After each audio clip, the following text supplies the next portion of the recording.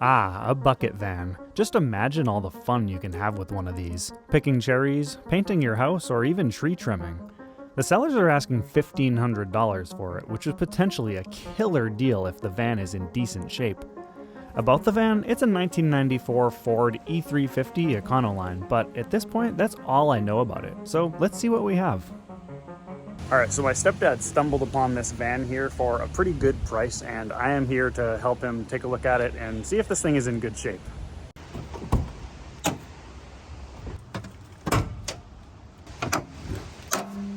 Do this with one hand. So this apparently is the Windsor 5.8 liter V8 engine. Take a look at the oil. Yeah, I mean the oil, it's a little bit dark, but it is full and it looks like oil, so that's good. You really don't have the best access to work on these van engines. Coolant. Yeah, it looks like coolant. It might have been mixed with another color of coolant, but otherwise it looks fine. So I guess you have to remove this air filter to do pretty much anything to the engine. I can get this out of the way pretty easily though, to gain a little bit of access. This looks like a transmission dipstick, and I don't think it's supposed to look like that. That fan belt, that definitely has seen some better days, but that's an easy and cheap repair. Power steering. Looks pretty close to full, that's good. Brake fluid reservoir looks a little bit low. I don't see any fluid in there from the top. The brake lines themselves though, those look like they're, you know, in pretty decent shape.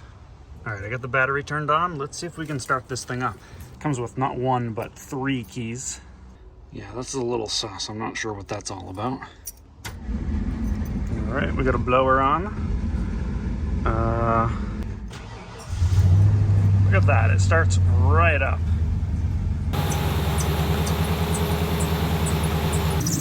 Yeah, we got a little bit of belt and pulley noise in there, but otherwise this thing purrs like a kitten. This thing seems pretty good. Apparently that's only 96,000 miles. With that said, because it is a bucket truck, it has been idled a lot, but still, that's pretty good. That oil pressure is kind of low. I don't know if that's the gauge or if we actually have low oil pressure. The beacons don't work. It's a deal breaker. Okay, so the reason why you buy something like this is to use the bucket. So let's see if that works.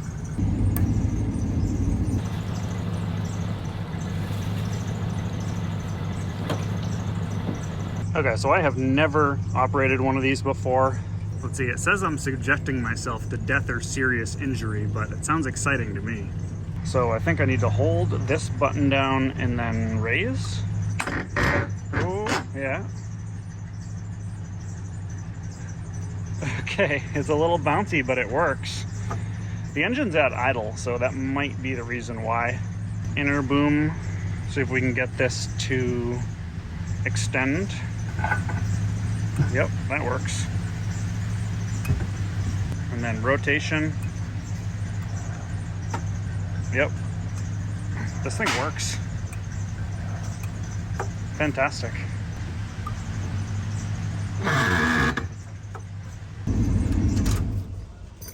Okay, I just shut the engine off, and I don't think that oil pressure gauge works, so considering how the engine sounds, I'm not worried about it.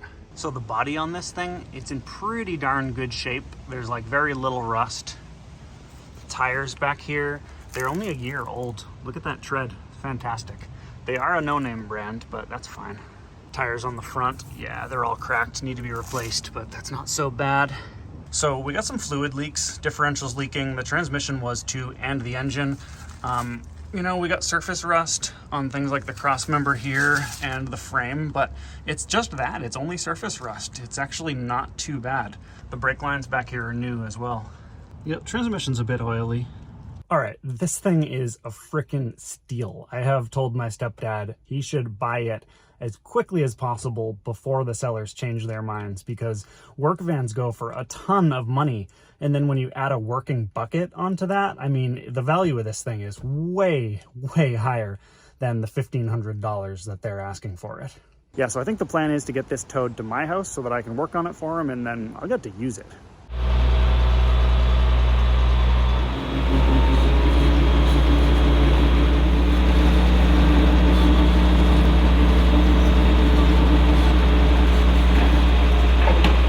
so it's the next day. I managed to get it off the truck and reversed it to this point, but now it won't move in reverse or drive. I'm suspecting low transmission fluid because the transmission is leaking and the dipstick is broken. I'm gonna try adding a quart or so and see if that helps.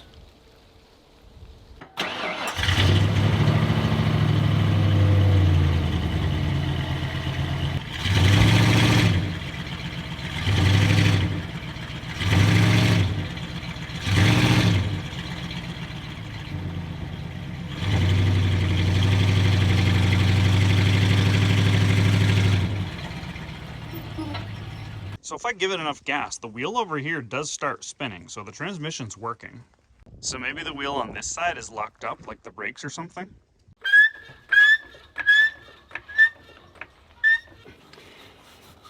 Well, I can't even budge this thing, so I guess I'm going to be pulling these brakes apart and maybe doing a brake job. These are drum brakes, and I don't think I've ever done a set of drum brakes before. Lucky me.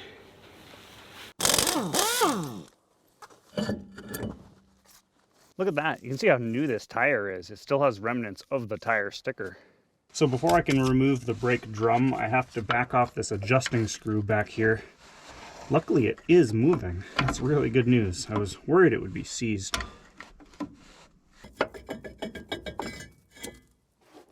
There's a piece of broken shoe here. Okay, so overall these brakes look like they're in pretty good shape. I mean, there's plenty of material here on the shoes. They are broken a little bit up here. Some of the shoe material came off, and this piece right here was actually wedged in there. So that might have been causing this to be too tight up here, which could have caused the wheels to seize. Overall, the vehicle's been sitting for a while, so that's probably why. So I think what I'm gonna do is just adjust it properly, and we'll see if the wheel spins. It spins freely at this point.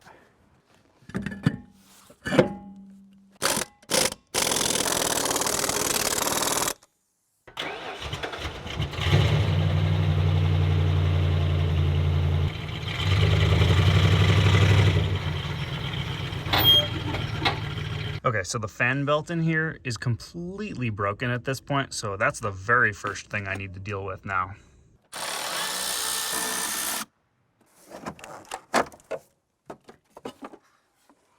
Van Nessa, that's what I decided to name the thing. Got a new heavy-duty belt, tensioner, and I think this is an idler pulley. Only quality parts, Continental, Motorcraft, and Gates. First, the idler pulley. This looks like it's the easiest to get to. I have never personally had a belt fail like this before. The torque spec on this one is definitely good and tight. Click, click. Well, I literally just broke this T50 Torx trying to remove the tensioner, and so I think I'm just gonna have to run with the old tensioner for now. That pulley definitely doesn't sound great, but I guess it'll work in the short term. All right, never mind, I did manage to get it off. This bolt here was seized in the aluminum part of the tensioner, so that's why it was so difficult to get off. What a pain. Excellent. While I'm at it, let's throw a new air filter in this thing. All right, let's not throw a new air filter in it. Well, I got this thing up on jack stands to give myself a little more space underneath it while I work. I would love to get this thing in the shop, but unfortunately it is full of Range Rover at the moment. So this thing's not really running all that great at the moment.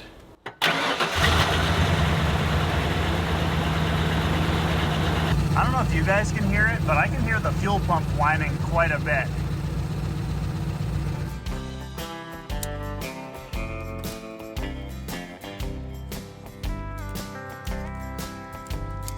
There we go.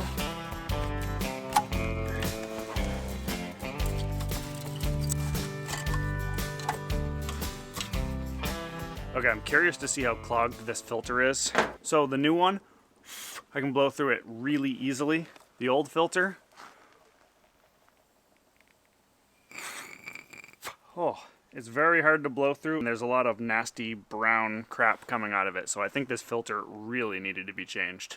Flow goes in the direction of the arrow.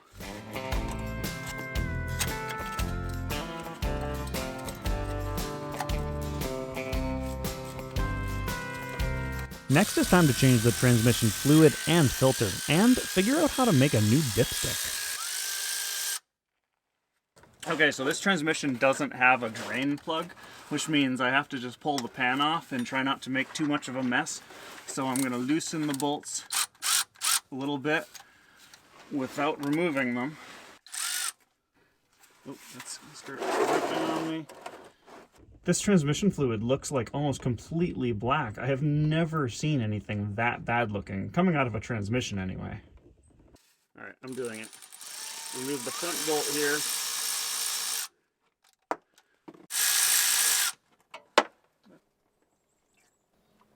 Oh, that's so nasty.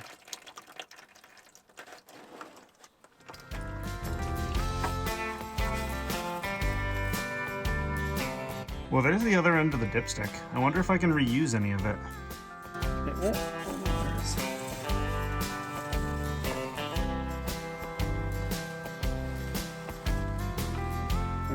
This is what's left of it. All right, I bought some materials to try to make a new dipstick.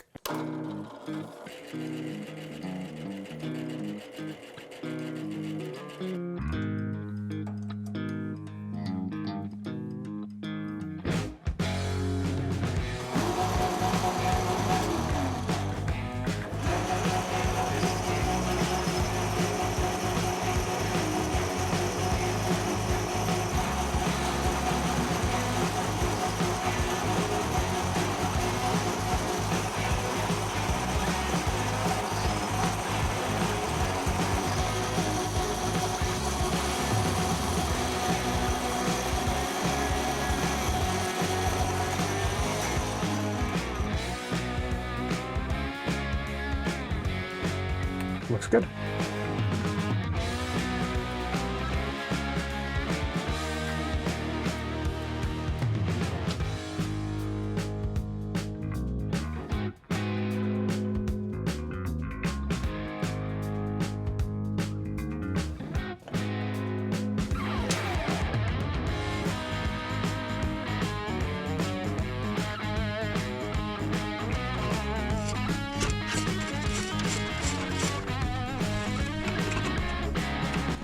All right, it fits nicely. In my understanding, the fluid level should be right where the oil pan meets the transmission housing, so that should be right here. Okay, so I'm gonna put the cold level marker right where that mark is that I drew. And then over here on the other end, I'm gonna crimp these together right here at this mark.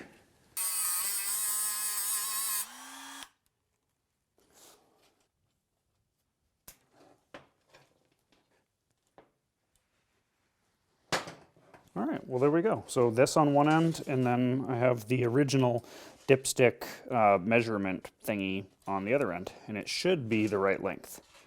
Unfortunately, I can't get the new dipstick all the way into the tube because there's just too much friction. The tube is really rusty on the inside, and it's very long, and it has lots of bends, so this is just not gonna work. I also can't remove the tube easily because there's one bolt that is just a nightmare to get to. I already tried to remove it and I gave up on that. Inside the cab, you do have pretty good access to the middle bit of the tube. That's this one right here. I hope my stepdad isn't gonna be mad when he sees this.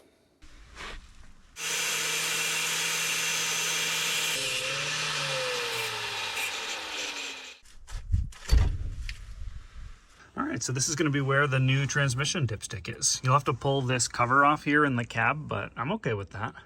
Well, here's the new shortened dipstick. It looks pretty sweet.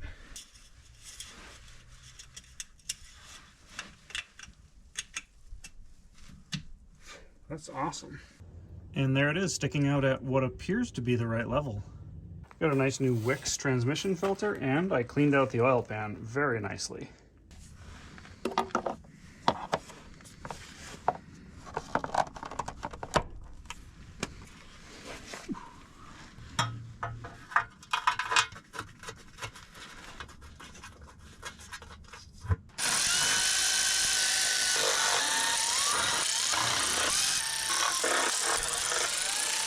The engine has to be running to set the transmission fluid level properly, and before I start the engine, I really want to get this oil changed because the van's been sitting for a while, so it's a good time since all the oil is at the bottom of the oil pan. Oh yeah, it looks like a diesel almost with how dark this is. To be honest, not really a big fan of this oil filter configuration. All over the frame, of course. Where else would it drain? All right, well, I guess I will give this plenty of time to drain. This is definitely my favorite oil filter wrench. Link in description. This would make an excellent Christmas present.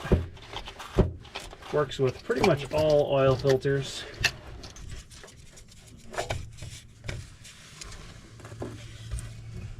I really hope this is the right filter because they listed metric and standard threads and I got metric, but it feels like that is the right one.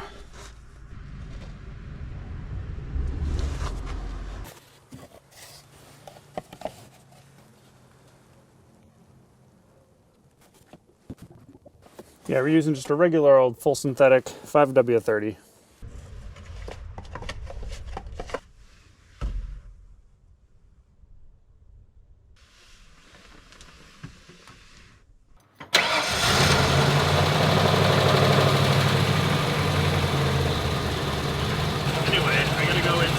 Gears to circulate fluid throughout the transmission.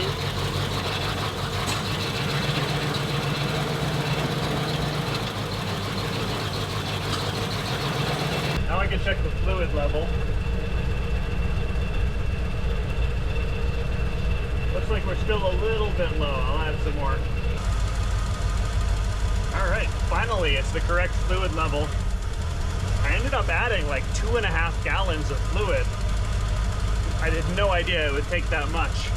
All right, changing the differential oil. First, I'm gonna get the fill plug out.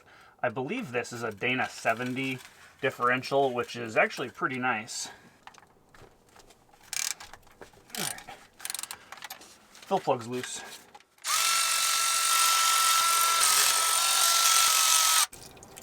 Oh, good. There's some fluid in there. Actually, it looks pretty good too. Pleasantly surprised at how good this fluid looks. It looks like it's just a regular open differential, so I don't need to worry about adding any limited slip friction modifier or anything like that. While I'm waiting for the gear oil to change, I think it's time to do a coolant flush. So I noticed that the coolant looked a little bit funky when I did my initial inspection. It was almost like someone mixed in some other color of coolant that maybe wasn't supposed to be in there. So just to be safe, we're going to change the coolant. Well, this might take a while. Luckily I have all day because I'm a YouTuber.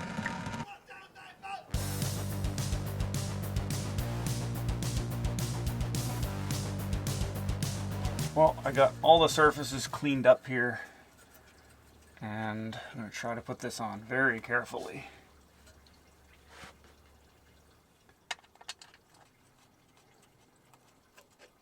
I'm just putting these on somewhat loosely for now, and I'm going to let it sit for a little bit, maybe an hour or something, to cure. Then I can torque them down, and then I can fill it up with oil after that. 1 hour later.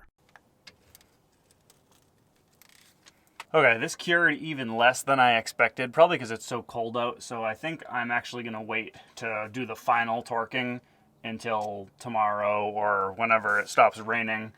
Tomorrow. Oh, yeah.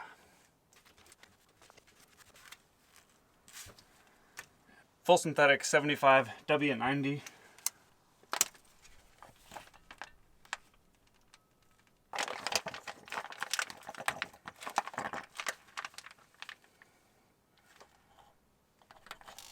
Walmart only had 3 of these in stock. Okay, that's it.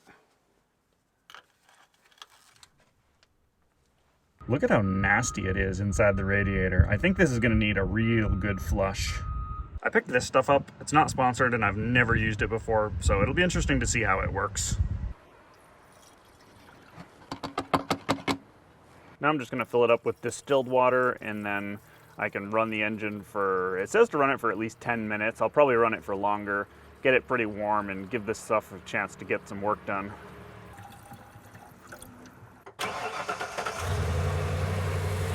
All right, well, I let it run for probably a good 30 minutes to an hour, so it got up to temperature, and now I'm letting it cool down so I can drain the system.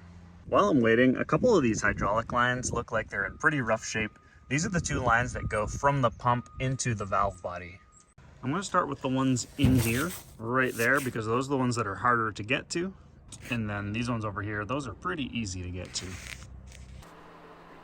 It wasn't even that tight.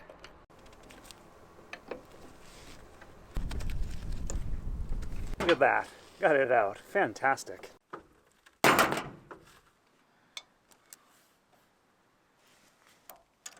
All right, there we go, got those installed. They certainly were harder to get back on than they were to get off. All right, thermostat housing down to 63 degrees, so let's go. All right, let's see how nasty this stuff is.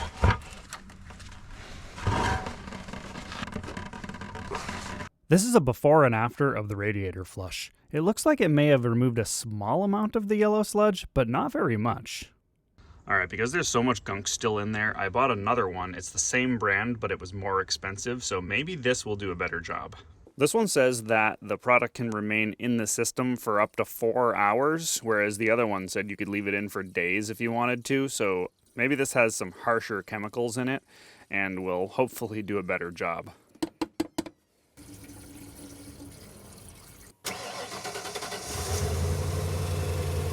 Here's a comparison after the second flush. Overall, I'd say this was a disappointment and I'll be using a different product next time. I decided to fill the radiator up with fresh coolant and move on to the next thing. Okay, so this thing has a few electrical issues. So the turn signals don't work either direction, and then also the emergency flashers don't work either. First thing I do is I look at electrical diagrams. We have 92 to 96 chassis schematics, and then down here is what we're looking at. So we have the lights right there. This is the multifunction switch. That's the turn signal indicator stock. We have a solid state flasher, and we have fuses. So let's check the fuses first. The fuses are up there. I checked fuse 1 and fuse 5, and those are both fine. Because the turn signals don't work and the emergency flashers don't work, I think that the solid state flasher here is a little bit suspicious. We should check that next. This is a little bit suspicious here. 3 wires going to this, but there's nothing in it. We got a black wire, a light blue wire, and a white and red wire. Look at that, solid state flasher, black, light blue, white, and red. So that's it, it's just missing. All right, I went ahead and picked this up. This is a new flasher. Hopefully this solves the problem. Oh. I hear clicking. Flashers don't seem to be working. Okay, look, that's working now. Yeah, okay, so they do work. I think this switch might also be bad as well. All right, I picked up a new switch. So you got the old one and the new one. They look like they are indeed the same thing on the back. Well, that was an easy install. We got 2 screws like this and then 2 connectors on the back. All right, let's try it out. I can hear clicking. Sounds like that's working. Yep. Turn signals. Fantastic. Okay, so next, none of the gauges work except for the speedometer, and also I noticed that these turn signal lights don't work, check engine light I assume doesn't work, so it's probably all related, like maybe a bad ground. Let's pull this thing apart and see what we can find. Well, I managed to get this thing apart and take a look at it, but I honestly don't know what I'm looking at. And the problem is that the wiring diagrams in this Chilton manual are incomplete, and they don't really have anything that has to do with the instrument cluster. And if you don't have complete wiring diagrams, there's no way that you know what to test with your multimeter. So anyway, I went on eBay and I ordered a factory wiring troubleshooting manual, which I hope will have accurate, complete wiring diagrams in it, and that'll help me get to the bottom of this. In the meantime, it's going to take a while to come in, so I think it is time to give this thing a try. Before I hop up in the bucket myself, I'm going to use this remote control panel here to bring it up through its full range of motion and just make sure it works that way. So lower and then raise.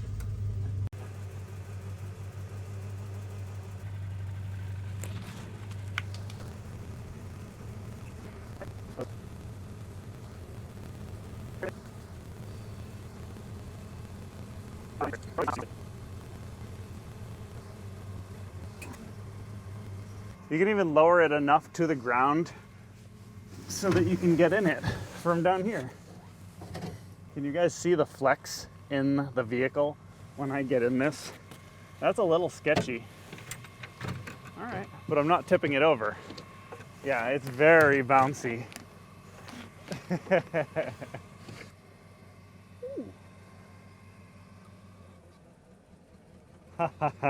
This is fun.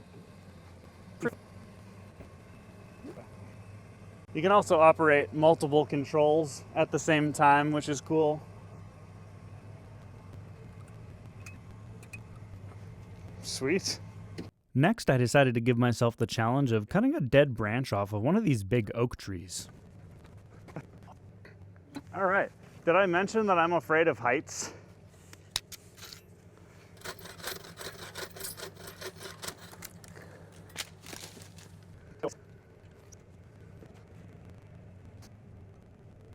And back down safely.